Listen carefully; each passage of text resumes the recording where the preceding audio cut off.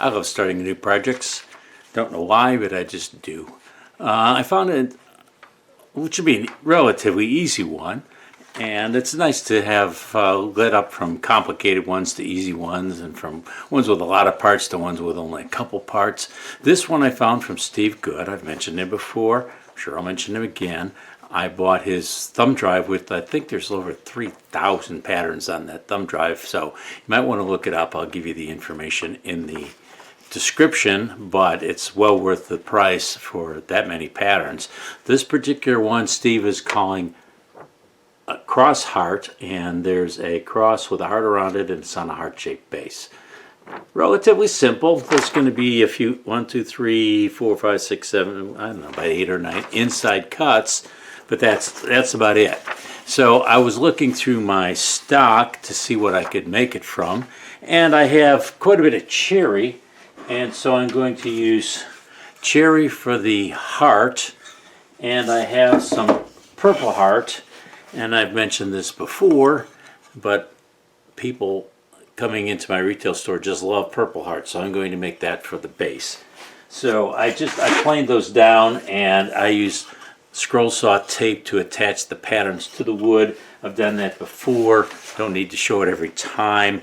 In case you're wondering about the different methods that you can use to attach patterns to wood for scroll saw projects, there is a video to that. I will link that also as well. And I came up with 9 different methods. There may be even more, but there's 9 that I came up with. So the hearts will be, there's nothing complicated about them. It's just a heart shape. These are going to require some inside cuts, so I'm going to go over to the drill press and make those holes, but there's really nothing too interesting or unusual to show at the drill press. I'm just going to do that and then come back to the scroll saw.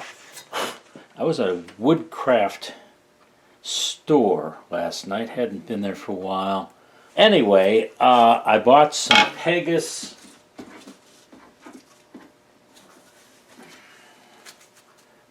double skip reverse blades. These are a number 5, and I think that was the only size they had in this particular type of blade, but I'd never used them before. I've used Pegasus a lot, and I really like them. So let's give these, you're going to get a first-hand opinion of these, because I've never used them before. Now, Purpleheart is pretty hard.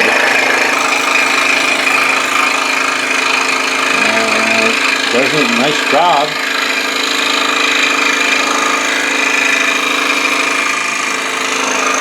I would normally use a number 5 on methods anyway. This is doing a good job. And as I said, Purpleheart is hard.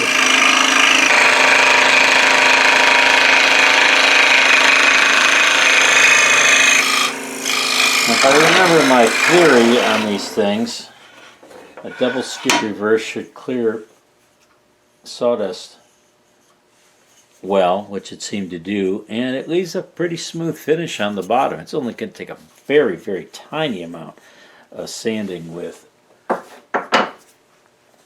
by hand with a piece of sandpaper. So first impression on the blade is 2 thumbs up. Let me cut these other hearts.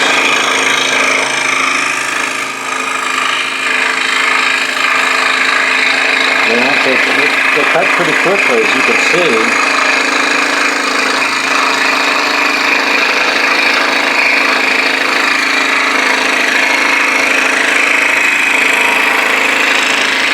I've been using the Pegasus modified geometry blade in a 7, 9, and 12.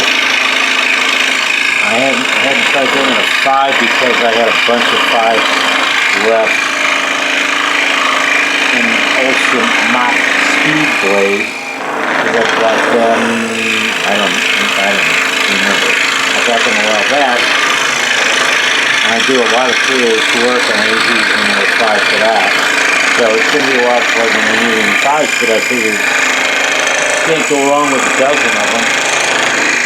If I like them, I can buy more later. And if I don't like them, if I didn't like them,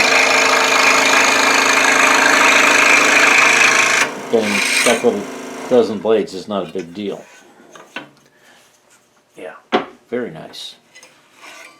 Let me try, see what it looks like in the cherry.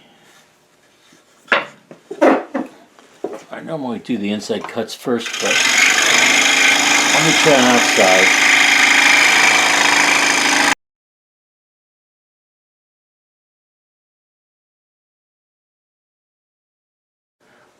Wow.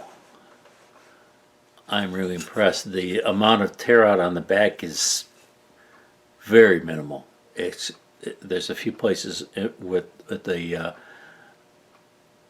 sharp corners. That's about it. Very impressive. I would buy these again.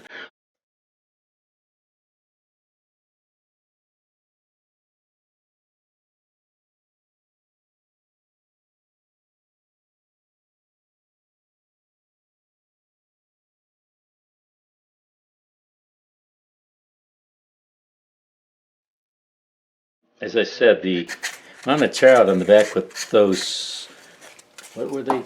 Double skip reverse tooth is minimal, and they did a very nice job.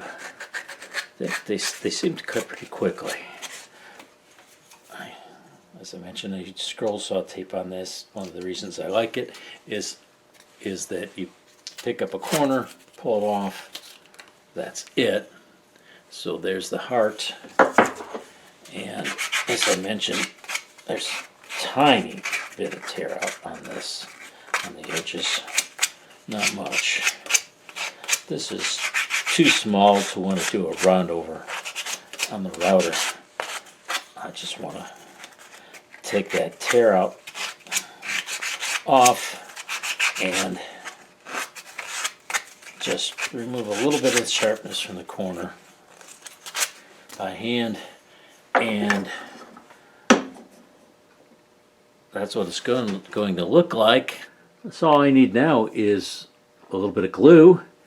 It's going to be impossible to use clamps, but I think gravity will do the work. A little bit of glue on the bottom, let it sit. It's 6:30 in the evening already. I'm just going to let it sit. I'll do some other things tonight before I quit, and then we'll put some finish on it tomorrow.